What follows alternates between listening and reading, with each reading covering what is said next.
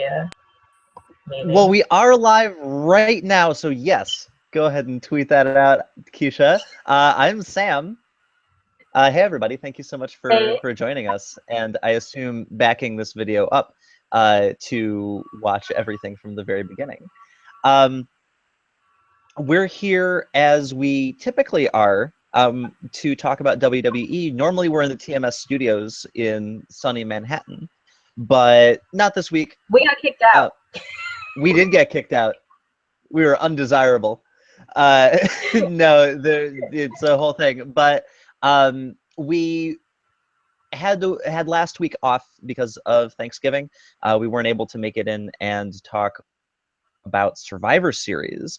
And already we have another pay-per-view coming up this weekend. So it sounds like we're getting pay-per-views every 2 weeks now, I feel. Every 2 weeks. And honestly, that's so many pay-per-views. I can only imagine what this sort of schedule would have been like back when pay-per-views were actually pay-per-views and you had to pay $60. People would have gone bankrupt. I have no doubt that people have gone bankrupt because of WWE and trying to watch everything, all the shows possible and everything, but this would straight up have ruined families if there were this many shows. But yeah, so I guess I don't know if we have we don't need to go back and talk about pre-Survivor Series Raw and SmackDown and everything. That a little bit. I think we can just start. You what? We actually already covered that a little bit last time. It's been so long since we got together to talk about silly people beating each other up in spandex that I totally forgot where we left off. But yeah, what were you saying? I was saying, well, okay, I'm trying to do this and tweet at the same time, which is so much fun because I'm on another computer. Trying to cover for you here.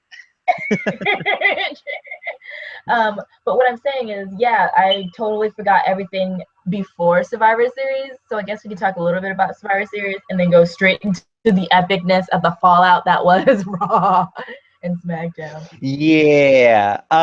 So yeah, you do. Do you have the link to post on themarysue.com, which is where this will be hosted? I just tweeted it. Now I'm Facebooking it, and then I'll post the link on themarysue.com. Or ask someone to do it. Yeah.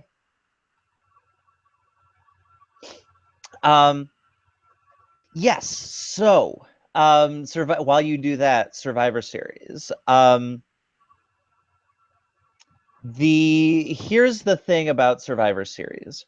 Started off really good. Having the women open the show, I think, was a fantastic decision. The women overall are some of the most over superstars that the company has on either promotion. They're the storylines that they have going on right now are honestly, gender and everything aside, head and shoulders above the vast majority of anything else that's happening in the company right now. And that's true of the whole never-ending AJ Styles Dean Ambrose feud. That's true. That's true of Kevin Owens, Seth Rollins, I think, except for when Jericho is on screen, and that's the best thing that just happens just about every week. And I know that you've got a lot of feelings about Jericho. Drink it in, baby. Drink it. I love Jericho. Yeah, we're definitely gonna get into Jericho. But yeah, this is the Mary Sue. Let's talk about some ladies. I have said it before, I will say it again. I adore that the Bailey to Belly is becoming her RKO. in that Yes. every single time she gets that off, no matter who it is, it only takes one. And that is so good, because then when eventually somebody like Nia Jax or Charlotte does kick out of the Bailey to belly, she can really sell her like incredulity and like, what? But I hugged you real hard. And it just Question though, how is she gonna Bailey to belly Nia Jax? I think she did that in NXT. Did she? I I have to go want to back say and that she Google. did. I want to say that she actually like got Nia up on one of the ropes and then did a Bailey to belly that way, so that she didn't Okay. have to like pick her up bodily. She just kind of was able to roll her to the side. Momentum, like whee! Yeah. And that's pretty smart, because Nia doesn't like really go up on the ropes very often. And when she does, like, it's just like, oh no, she's gonna get destroyed. That woman had a family. But but it's definitely like it's a nice way to like have her counter out of that believably. But yeah, and I mean you can have that happen with Charlotte too, because Charlotte's just that tenacious. And but yeah, no, I mean I love Bailey. But then afterwards, so we get that Charlotte and Bailey beatdown. Yeah. That was actually really good. That was like, and they kept like hammering in all these like, oh, after we're only friends for Survivor Series, like it's like nothing's changed. But you know, this is WWE. They abandon storylines all the time. So there was a good chance that like something totally different was going to happen after that. But that was a great way to open up the show, keep everybody interested immediately after the match, and make sure that people know the score for the Raw Women's division coming out of there, in that, oh, this is the feud that you're going to want to watch. And I think that was really smart on their part. Yeah, it was a great opener. It was a great match. And Survivor Series, well, because there were so many group matches, I don't think there was a single solo match. So I think there was maybe 5 matches total, and they were all except for the cruiserweight. Cruiserweight was the only solo one. Yeah. But the cruiserweight was easily the least interesting of the night. Like with your Sami Zayn. oh, God, that's right. And Sam. Okay. Oh, but before, because we were talking about Nia Jax before, what did you think of her tapping out to Becky Lynch? Oh, you know what? I thought that was weird, but I guess it's a way to put Becky over. But I just Yeah, found it weird. It just didn't feel it is right. weird, you know, because she had taken no damage up until that point. So and to have Nia Jax on the mat and just like totally unable to get up to her knees, even like that could have been a really great spot where Becky could have put in some work and like taken down the giant, and that would make her look strong. And then also you have Nia Jax like get up and and like power out of that, and then like force Becky to go into a different submission, like get her in a sleeper hold. I know it's not That's how on the brand. smaller wrestlers usually take down big wrestlers. Like Sure. you, And I but know that they had to do it pretty quick, to like keep everything going and get everybody's spots in. But I just think that there was a different way to do that. I think that yeah, if you have Becky like hanging on to Nia's neck from the back, just like choking her out, and have her tap out that way, that's so much more believable that like Nia would have been just like couldn't get Becky off of her because again, Becky's just too tenacious or whatever. But yeah. Anyway, yeah, Sami Zayn versus The Miz. About that. It was not great. I was waiting for it to go, and it went.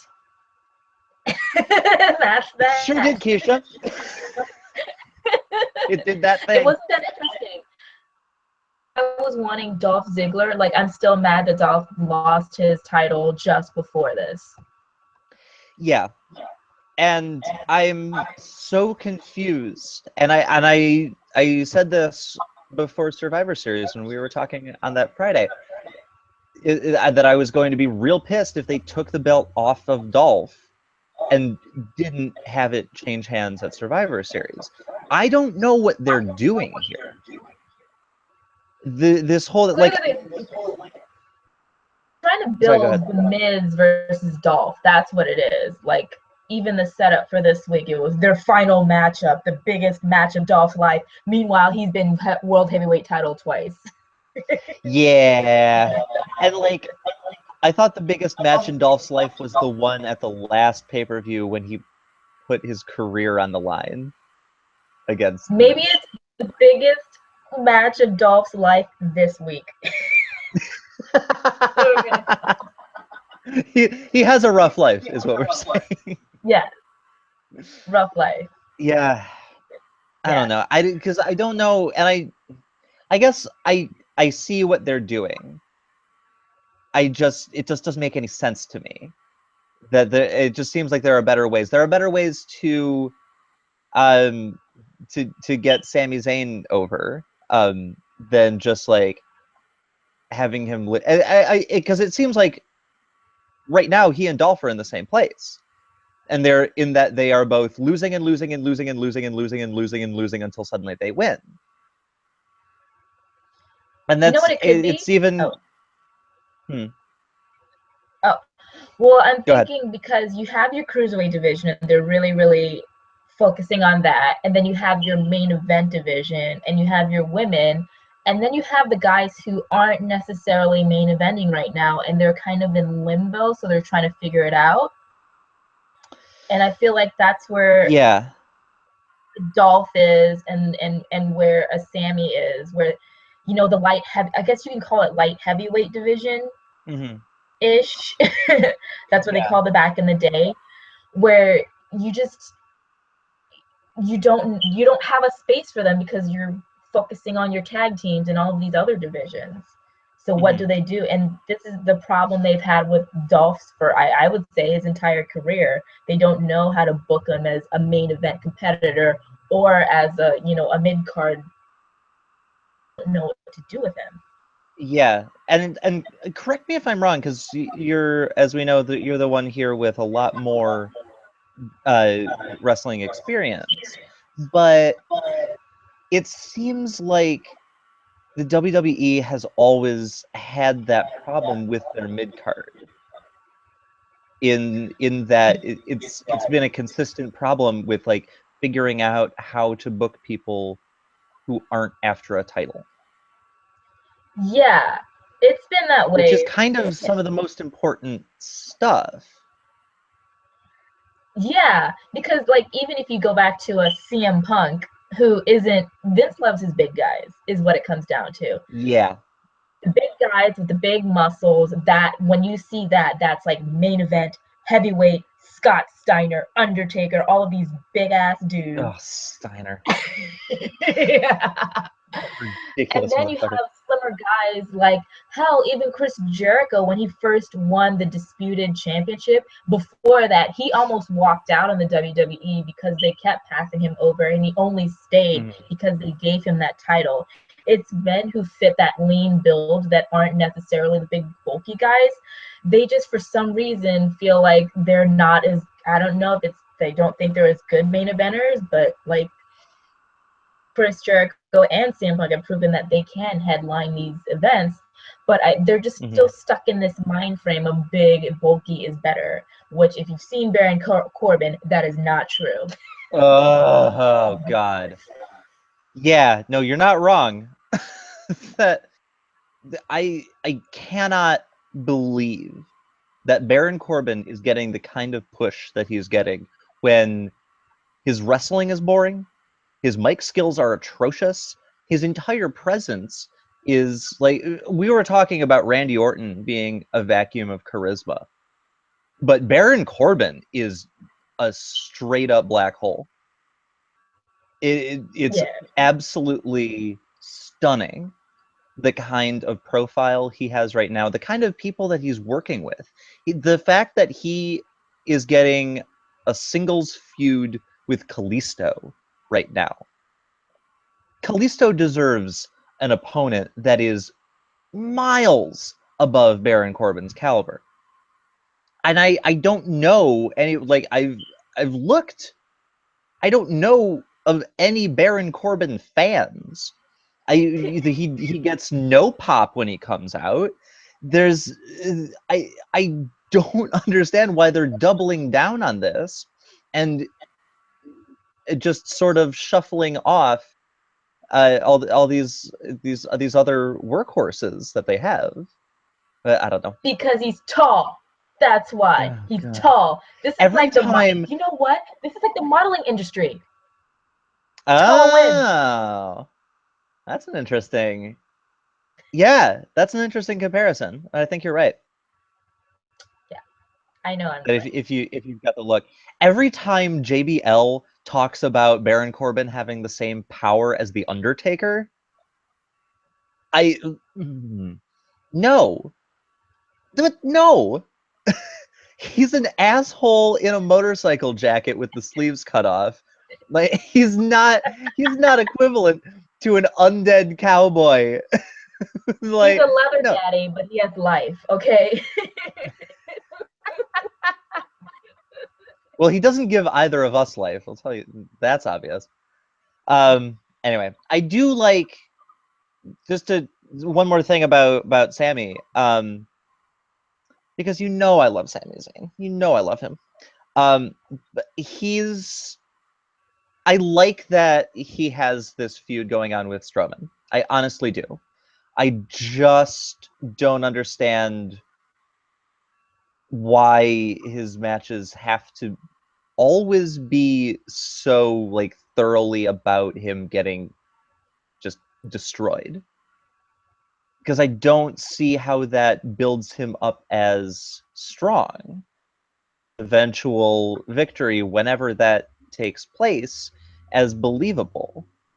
It's really weird to see, like, because I like them showing that he's so pugnacious and he just like he won't back down from a fight, and that's what like made me love Sami Zayn. The first fight that I can really remember seeing from him was versus Samoa Joe in a 2 out of 3 falls on NXT. And that was incredible. And the difference was Samoa Joe was like obviously the stronger one, and like looking back, like obviously he was going to come out on top. Sammy got in enough good spots to make it believable that he was like a good competitor and he could actually carry his weight in the company. The way that he's being booked right now just makes him look like a moron who just like keeps running against a wall over and over and over again for Yeah, it's no that real same thing. reason. They don't know what to do with him. That's the whole Yeah. thing. And I feel, and you know what? I want to look at the writers' backgrounds and see where they come from. Because I remember years ago, WWE put in an ad for writers, and it was for people with like a soap opera background. Mm. Yeah. And I feel like having someone beat down like that is like to increase the drama. So there's heavy Yeah. drama. So, but to understand how to create a well-developed, fully rounded character in a storyline, Zayn, and I feel like if you're going to make him believable in the ring, you have to have that mindset. It can't just be squash after squash after squash to create drama, because it's not. It just turns them into a cartoon, as you said. Mm-hmm. So get it together. Anyway, this is making me sad. So do you want to do you want to talk about something that you liked at Survivor? What did I like? I love seeing all the women together. It's just more proof that they need to be in the ring in one division. Like in one division, I would love to see them on one show, just so we can have a bigger mix-up. And I mean the Raw versus SmackDown Survivor Series 5-man match. I mean, it was nice. Shane McMahon and tried to do his East Coast to West Coast thing, and it fell. And I think he got knocked out. Yeah, I think he got knocked out. And people were still like mocking Reigns for also getting hurt during that, which, I mean, have your opinion about Roman Reigns, but the fact when he rolled out the ring for a little bit to like get his head together, it seemed, and people were like chanting Roman sleeping and all this, like, it's just, there's so much cruelty among the Smarks that's really distasteful. I'm not into it. Yeah, you never want to see a wrestler hurt, and I was really happy when went over to Shane's family and was like, it's all good, and just to reassure him that Daddy's gonna be okay. So I thought that was really sweet. It went and it was okay, but I will say, not even skipping this match over between Goldberg and Brock Lesnar was hilarious to me. Oh yeah. I think I said this on Twitter, but like I was so like torn about my reaction to that, because like on the one hand, it's kind of it's weird to me a little bit that they would like just go back to booking Goldberg the same way they did in WCW, which ultimately led to the end of the character. But also, Brock Lesnar is a homophobic asshole, and I want him to get punched in the face and just demolished all the time. All the time. If that could happen every day for the rest of my life and I could just get a live feed of that, great. Awesome. Perfect. That was beautiful, just to see him just and that's fear. It's great. I don't know, it's so satisfactory. So that was a great ending to Survivor Series. But the follow-up, the rawness, that was... You got some feelings about that. You were telling me. I had some feelings about that. I think that's this week's Raw, right? Wait, no. That was last week's Raw. We missed two weeks of Raw. Damn it! Okay, we can just skip ahead a little bit. Yeah. Let's just talk about this week's Raw, because holy effing crap, Sasha Banks versus Charlotte was everything I could ever want in a women's match, and I'm still shaking and crying. That was the best match of the year by far. Holy crap. That was so good. And I don't want to get, I don't mean to get ahead of ourselves, but like the finisher for that. For her to get the bank statement on a goddamn banister, like railing outside the ring, just like that's insane. In the middle of the crowd, everybody surrounding, and it's like insane. That was like the perfect ending to this incredible match. It had so many good spots. Charlotte's moonsault off the freaking announcer table. No, that's a spicy spot. I would toast to that right now. That was yes. We should have wine. It's Friday. It's 2:00 on a Friday. We should have wine. Yeah. Oh my god. Yeah, and I think a lot of that might be better overall than their Hell in a Cell match. Yes, it was. It by far. Yes. They got off the spots that they wanted to. There wasn't a botch. There wasn't a botch all night, as far as I remember. No. The crowd was into it. They were chanting, "This is Yeah. awesome." And that finish, like after the finish when she came back in the ring and Ric Flair comes down, that's the first time I've been happy to see Nate on TV. Like since I started watching it, because like the first time that I really saw him, he was doing shenanigans at WrestleMania. So I kind of hated him. I saw him at New York. I walked past his booth, and I just sort of like out of reflex started doing the bow, and I'm like, wait, he must get that all the time. Wait, I don't like him.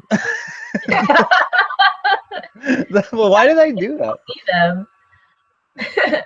I did. Oh, want to talk about con stories? A few years ago, I went to a con in Florida and saw Kevin Nash. Oh. And I went up to him bravely and was like, "Hold on, can I see your muscles?" And he flexes for me and he let me touch them. And I'm like, "Can I touch your ass?" So I got to feel up Kevin Nash at a con, guys, with his permission. Get it. Yeah. Get it, girl. Somebody should be taking advantage of this whole bodybuilding situation. Yeah, because he looks good. Gray hair, I don't care. He's looking good. So as the more segments like this we do, Keisha, the more I'm starting to figure out.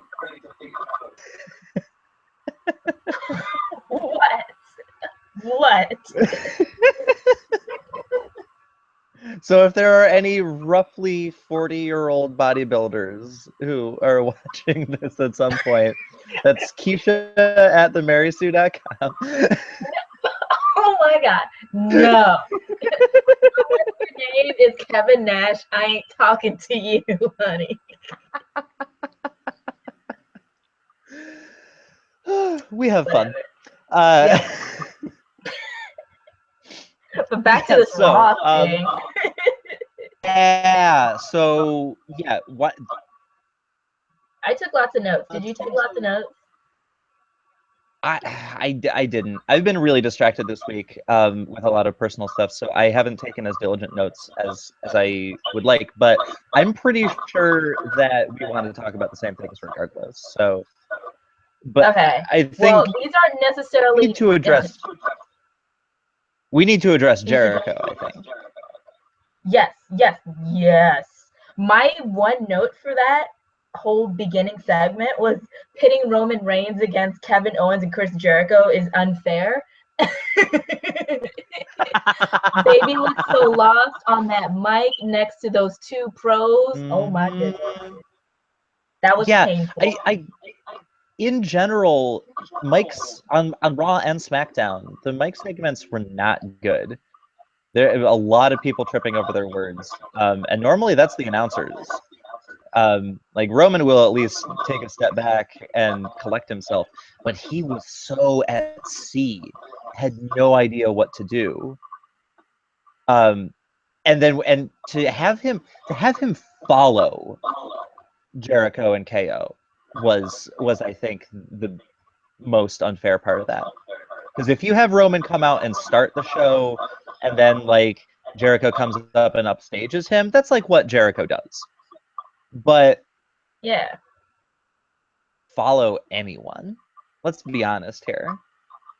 He ain't upstaging. So to have him come out after that perfect segment where where the two of them like almost fall apart, but then they're back together in the last second. Oh, I know who to blame. I know who to blame. Yeah. Roman Reigns. So good.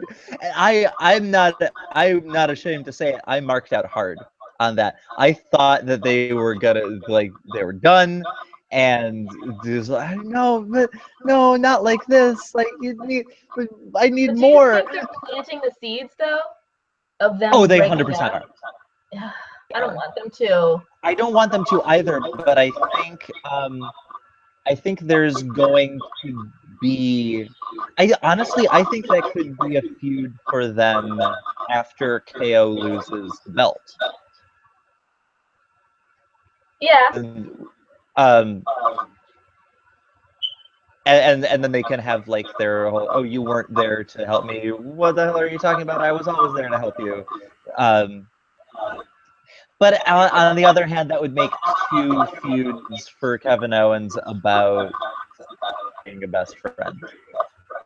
Yeah, and it's so formulaic. We've seen it a million times. Why not Yeah. just have them have this odd couple, kind of like Sheamus and Cesaro, where they they get along, they don't get along. What are they doing? But they work together. Just write it out for a while. That's all I wanted.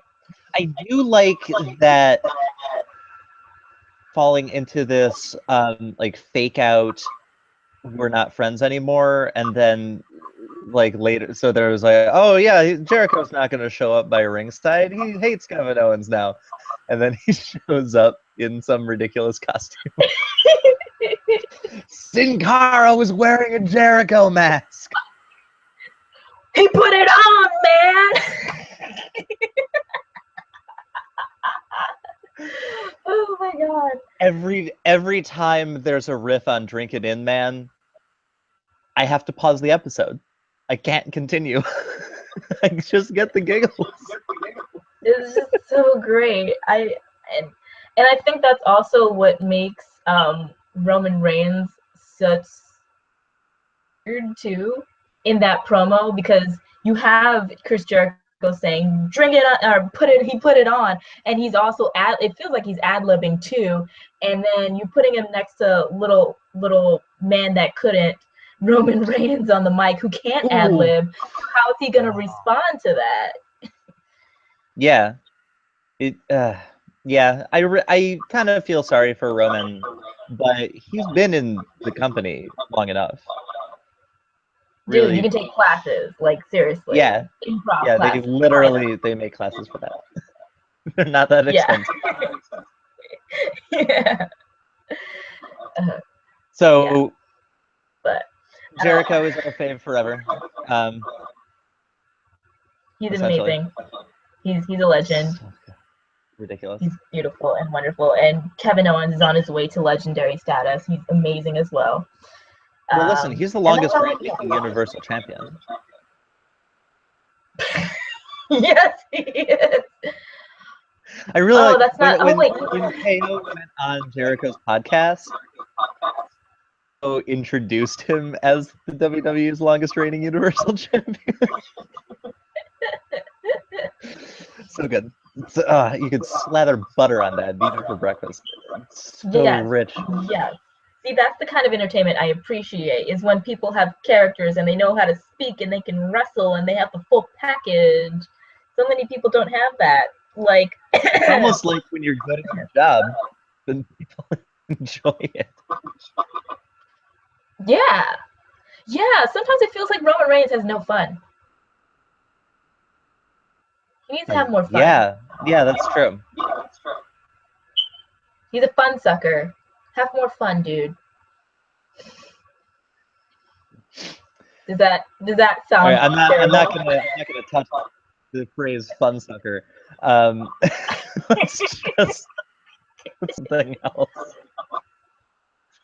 Whatever. Moving on. Alicia Fox is now having some sort of flirtations with Cedric Alexander.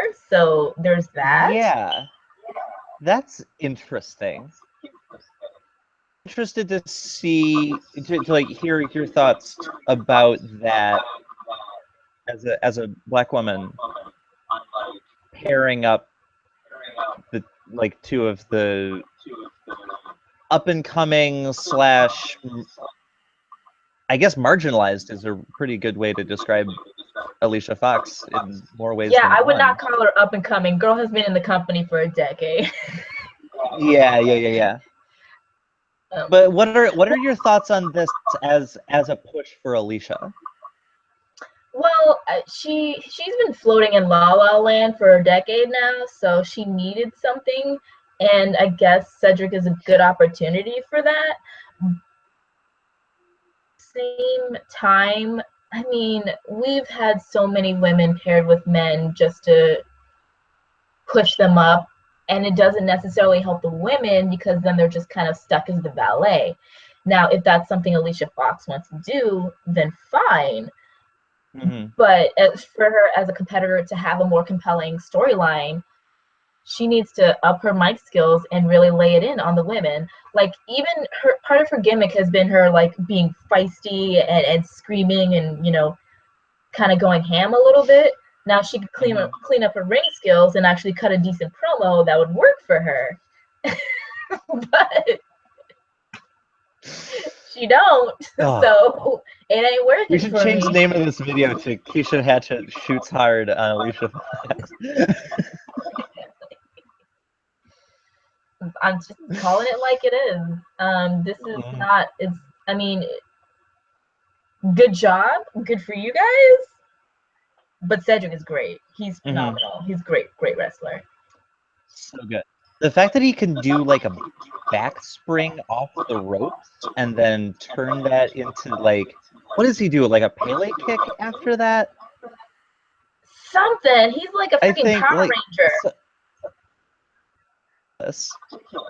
Backflips off the spring. I can't. This is another one of those things I don't even know like what to call it. Just like too in awe of Ember Moon's finisher. Yeah. Call it phenomenal. Sorry, AJ. Yeah. But you know what? Here's my hope. Maybe he will teach Alicia how to wrestle better. Then that pairing will definitely work for me. So go team. It was, I was a little bit torn myself, like seeing her do the whole like, oh, there's Alicia Fox watching Cedric on the screen backstage, and kind of like go all moony-eyed while watching her man do his thing. But it was also really sweet, and she's definitely got the natural demeanor to pull that off. I think they could make a really nice face couple. Learn to wrestle. That's all. For real though. Yeah, no, for real. So and I mean, we could also be in a like, look what with Enzo and Cass did for Carmella. Like, I think that spending like that much time with them and picking up from Enzo, I have my problems with things Enzo has said and the fallout thereof. But he's really talented, and he's said in interviews before about like the notebooks full of just like little thoughts that he's jotted down and that will just come to him in the ring. And that sort of I don't know, maybe like unintentional almost mentorship that can happen from these pairings. And I would love that if that happened. Yeah. With Fox. I think and Carmella is good. Like, go ahead. Okay. I mean, because like Carmella now, I was talking with a friend of mine, and Carmella and Nikki Bella have probably the most interesting feud on SmackDown. I would rank it above Becky and Alexa. Why do I keep forgetting Alexa's name? I love her. How do you forget? We'll get to her in a minute, but you are on my naughty. You're on the list. You're on the list. No. Drink it in, man. You're on the list. No, but yeah, we'll talk about them in a second. God. I'm just gonna rattle through because I don't want to get too into Raw since we have so many other things to talk about. Yeah. So the rest of my notes are like random comments, like Big Cass could get it. I'm sorry, he could. I don't really like big men like that, but yes. I really do like Big Cass because he's a big dude who can talk, Now, and you don't get that a lot. he kind of can. He's, I don't, there's, I like him paired up with Cass, with Enzo, obviously. But remember when, like, Enzo was out with that concussion? We don't talk And about this. those weren't great times, is all I'm saying. Listen, he's gotten He's a work in progress. better. And but like in terms of if you're ranking him amongst big men, he's good. If you rank him with everyone True. else, not so much. Yeah. But yeah. No, I like that's totally true. Yeah. And then Lana is delivering my favorite line of Raw is Rusev, my husband, the only man that can have me. I love that line. It's really, I do too, because that's like feminist in its own way.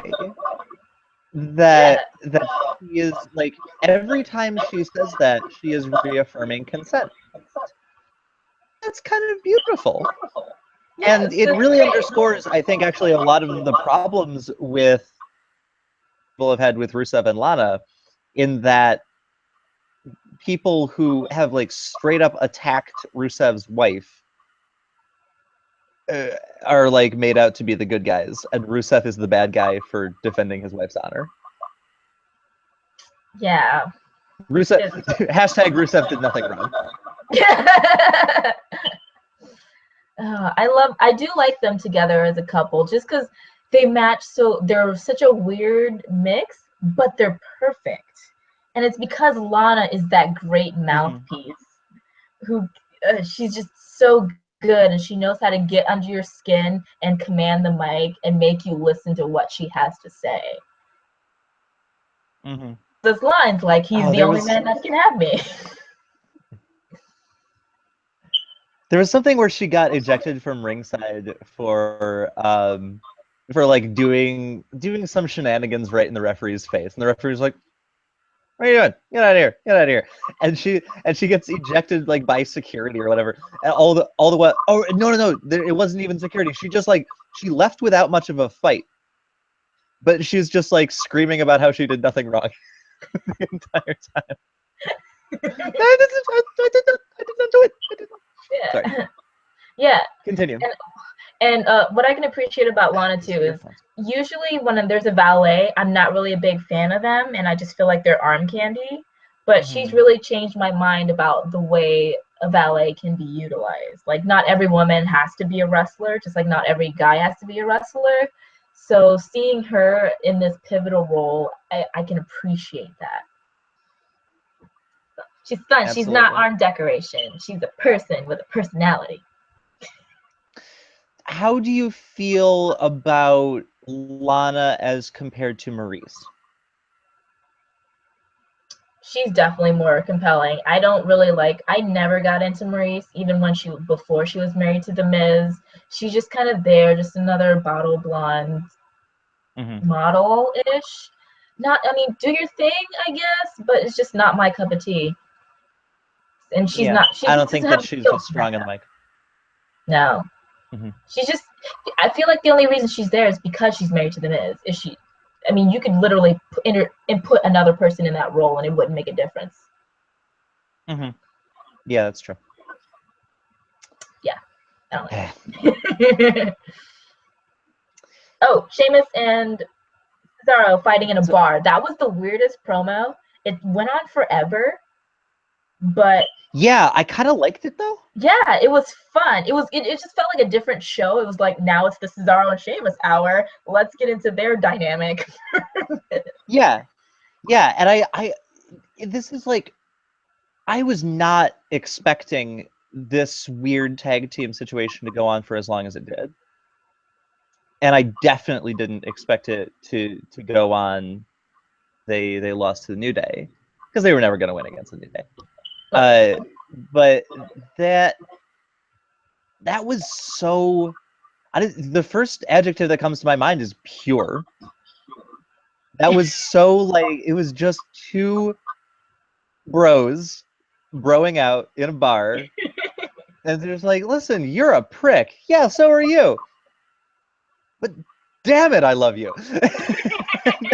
Just like, and then I'm always down for two guys wrecking a bar full of people and then having a drink afterwards. Like that's one of my favorite things to see in a movie.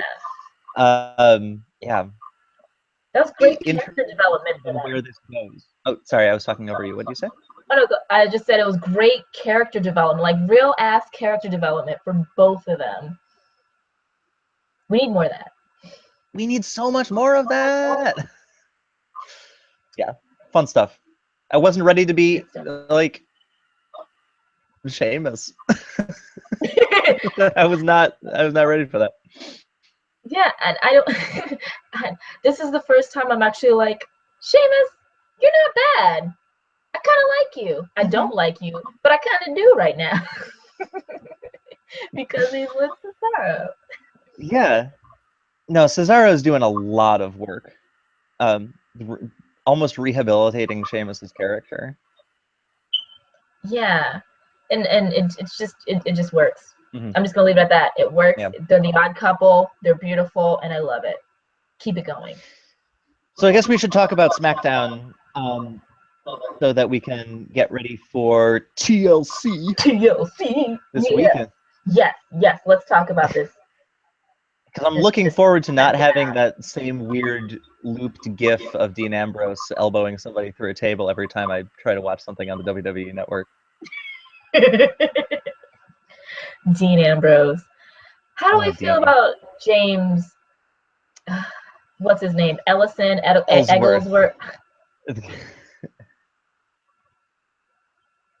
James Ellsworth. The Turtle Man. Turtle Man.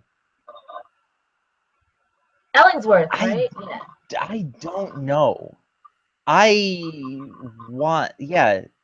James Ellsworth is. So I read a Reddit AMA with him, but it was a couple months old. He's a sweetheart.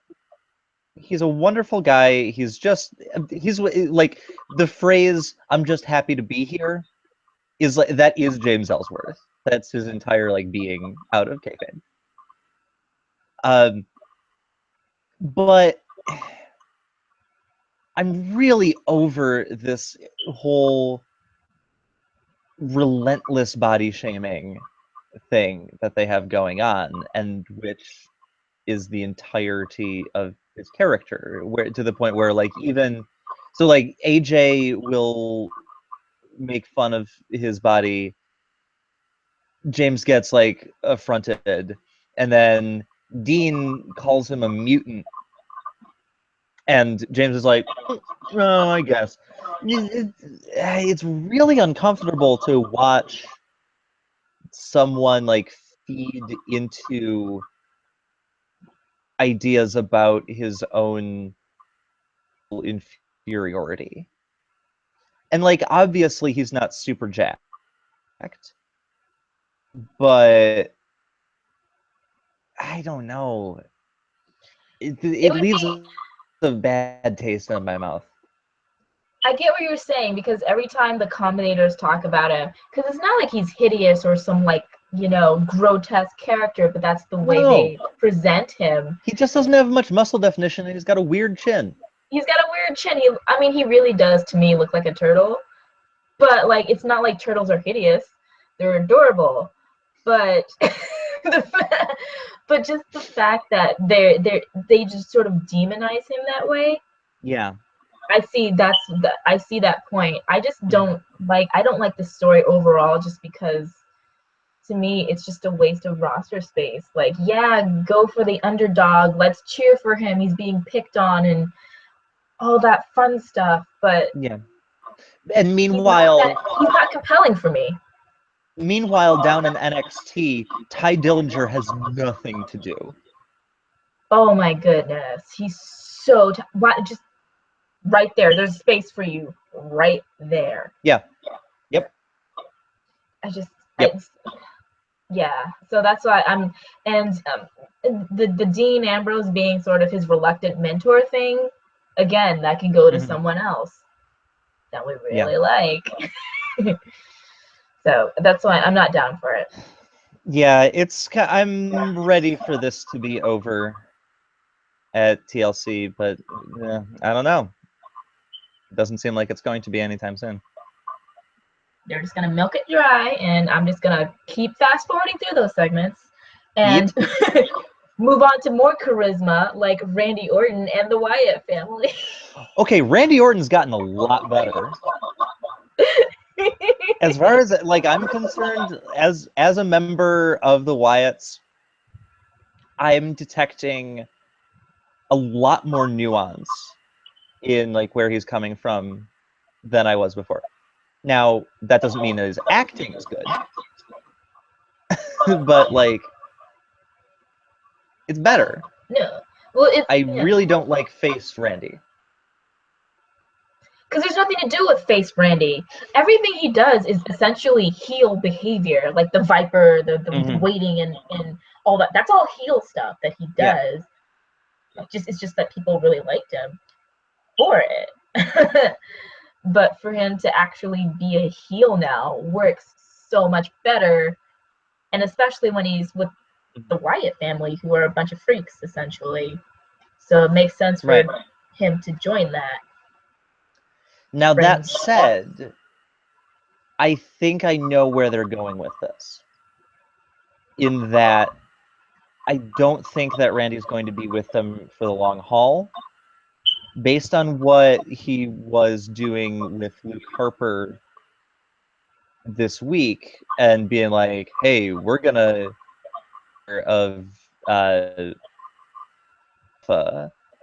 you just concentrate on doing your job and taking out Kane. Do you think you can do that? Because you haven't. And I can really see that, like, planting the seeds of doubt in Bray Wyatt, having that like splinter the family so that like Orton can get rid of the factor against Bray at, is it No Mercy? Was it No Mercy? I think it. I can't remember. It's been a while. Yeah. But get rid of that problem. So then Bray is alone, and then he can RKO him whenever he wants at the end of like one of their or something.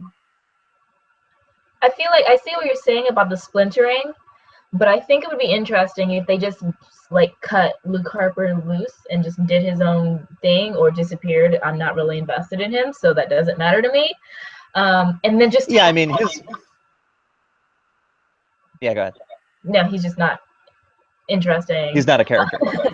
But if they had Bray Wyatt as this sort of, I don't want to say predatory figure, but like having him kind of prey on Randy, who is normally the predator, and having him manipulate Randy and kind of get into his head, I feel, and turning him into kind of his little foot soldier, that would be a much more interesting way to go, in my opinion. Yeah.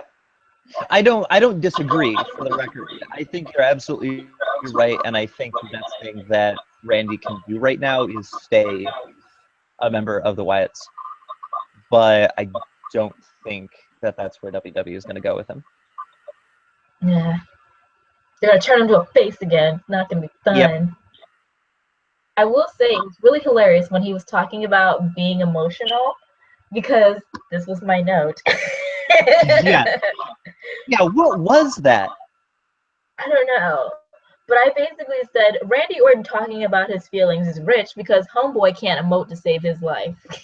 Yes. What are you talking? That was like the best unintentional comedy of the entire night. Just like that's like every Ron Swanson gag on Parks and Rec about him being like, that's Ron Swanson, that's Captain Holt on Brooklyn Nine-Nine, that it's every gag about an unemotional character being emotional, but like he's playing it totally straight. Yeah, I'm furious. that's the I'm best livid. part. I'm Like that. inconsolable with rage. Jesus Christ. Okay, so I guess they're going off and doing their thing. What do we think? Oh yeah, we only have a few minutes left, so we can talk a little bit about Alexa and Becky. Yeah, their promo this week was not good. Alexa, their promo was really, really bad. It was even Alexa, who's normally great on the mic, was just really weak. Really weak, stumbling. Becky stumbled a bunch. Very obviously had to backtrack, and like because of forgetting lines that they wanted to get out. Yeah, real rough. Were they drunk? Were they hungover? I don't know. It was off. Yeah, I don't. It was not a great promo. I did like he threw the table though. Yes. When they stopped talking, when they stopped it and just like went in and like and especially like having Becky look so strong up until that point, and then like just Alexa come in and is like, oh, but no, really highlights the is about, because it's about those props as game changers. And I don't think that they could have done a better job, honestly, of making that come across. Yeah. Unless it had been with better mic for it. Obviously. So yeah, their promo didn't work. I liked the thing with Carmella and Nikki Bella more, because they're just far ahead. Their feud is far ahead, like you said before. I think it's because they're so similar but so different at the same time. They are, and yeah, it's like I've been saying they're like evil opposite cheerleaders. It's and the fact that Carmella is bringing in Cena as an unseen factor, because I think that a lot of problems in these storylines is that they don't have the sense that everything is existing in the context of the unit. Everything is very segregated, and nobody can be angry with multiple people at a time. Yeah. See that changing a little bit through there, because I think it's pretty obvious that at Survivor Series that Natty is the one who like who clocked Nikki from behind. Yeah, that's my first thought too. Yeah. Yeah. So that's a really fun wrinkle, so that Nikki can have a feud with Carmella and then also be mad at Natty, and then like go and oh right, she was tagging with Naomi for a while, and we really liked that. I remember. Yeah. So yeah, no, I like I said before, like this is the best thing on SmackDown. Yeah. I'm looking forward to like seeing them have a match more than I am to like see if Becky's going to retain the title. Yeah. As much as I love Alexa, it's just just your standard, you're a witch, I don't like you, boring feud. So that's why it's not layered. How do we feel about Becky saying, like, after that promo, that she's going to get revenge on that little bitch? Oh yeah, I remember that was a weird one. I'm just like, why it just didn't. Yeah. It was just like, odd. And then like Renee Young is standing there going like, she said bitch. We haven't heard that since the early 2000s. Like, it was the pearls, man. Weird. They're really trying to be so edgy, but not edgy at all. Like, gotta keep that PG, but are they gonna go PG-13? Like, it's so weird. Yeah. At least execute it correctly, because that was just the worst delivery. It came out of nowhere, and it just did not make any sense. So yeah, still capping off a boring feud. Yeah. And overall, I thought SmackDown was pretty weak this week. Yeah. Yeah, it wasn't a super great week for TV. I think Raw was stronger, which is a problem when the SmackDown TLC is the SmackDown PPV is the next one. But I mean, when you've got Jericho and KO firing on all cylinders, and Sami Zayn, I didn't even mention this, but Sami Zayn cutting promo on Mick Foley. Oh, yeah, no, real good. NXT was really good. So yeah, that's why the booking was great. And so, oh yeah, yeah, oh yeah. Okay, but before we go, NXT was great. I think this is the last we're gonna see of Ty Dillinger, because he had that this week. I can hear you. You broke up. What? Oh, so, did you watch NXT this week? Highlights, not the whole show. Sorry. Okay. No, it's right. I think that so Ty had a really great match with Samoa Joe.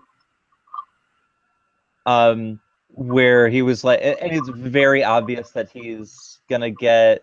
Okay, it's very obvious that he's leaving NXT, but not for some reason. I'm like nervous about him getting called up to the main roster. Just in the way that they've framed storyline. There were no match. It opened up, and it was just Asuka having another jobber match with some local talent or whatever.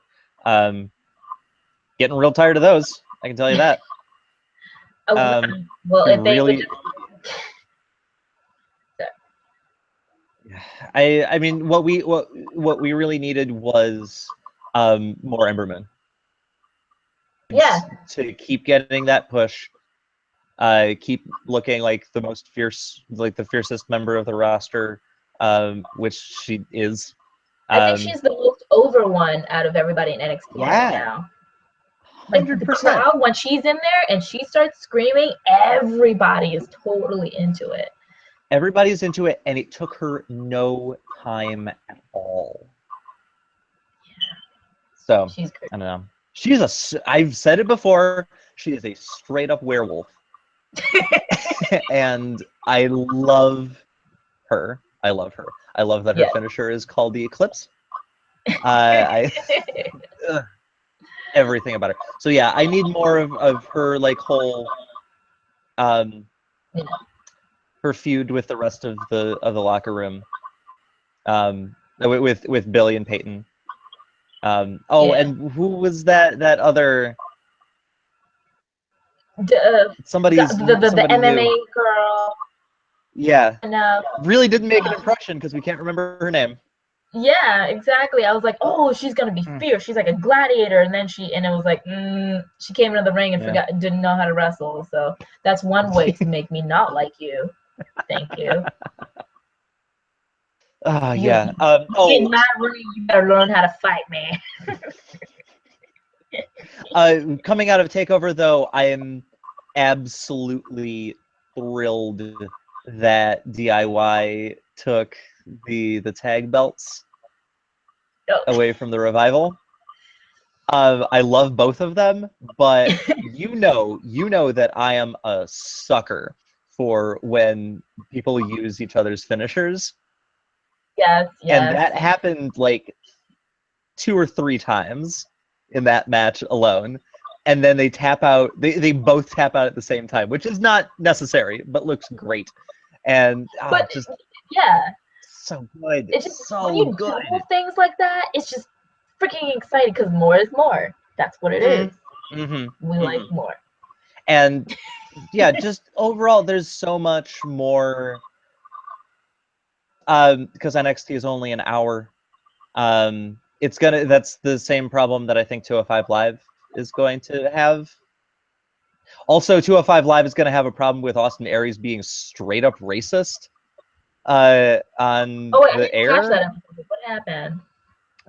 So Austin Aries was doing, and I don't like Austin Aries, period, because he sent all of his Twitter followers off to harass a trans woman after he made some crack about her body on Twitter. This was like months ago when he first showed up in NXT, but he was doing commentary for 205 Live, and the opening was a tag team with it was Tony Nese and Drew Gulak versus the Bollywood Boys.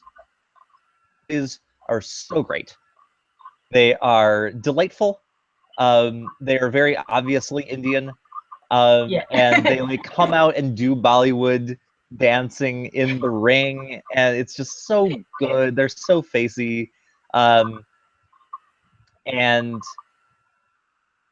Austin Aries is over there on commentary, and he makes a crack about how, oh yeah, I think the Bollywood Boys were just happy to be in a place where they could have running water and plumbing. And I was like, are you fucking kidding me? And they let him say that. No one spoke up and said, dude, nobody said. No, just go. Well, I can only assume that nobody on WWE said, Austin Aries, that's racist. If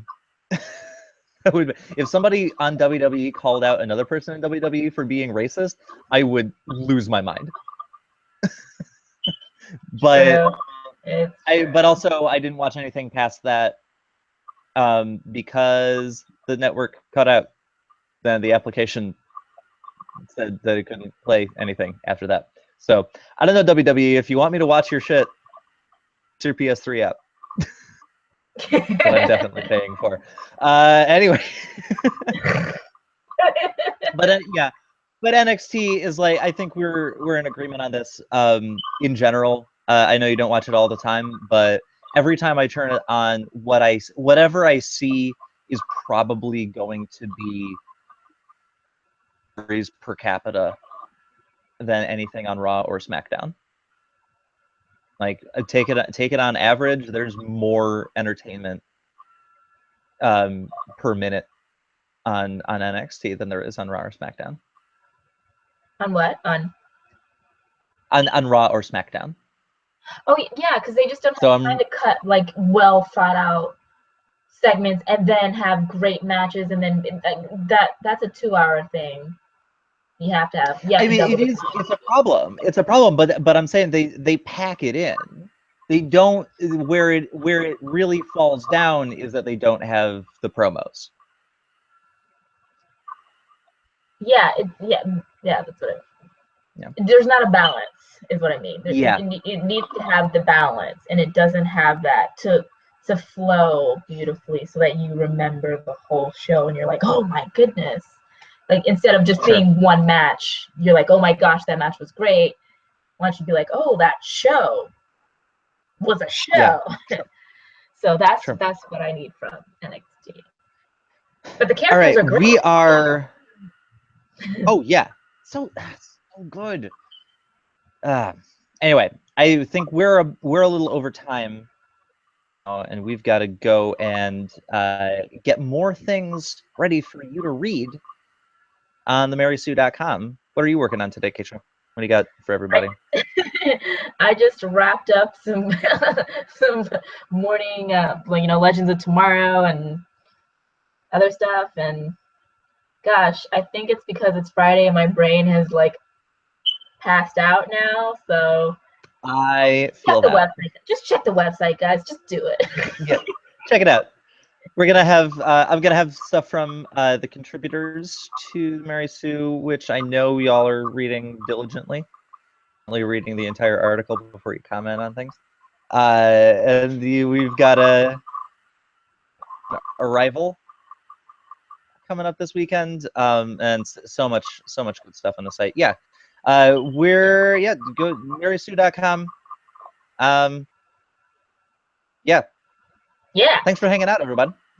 Thanks for tuning in. We'll hopefully be back in our studio next week. We'll have a green screen and everything. Yes, it'll be great. Bye, guys. All right, see you next time, everyone.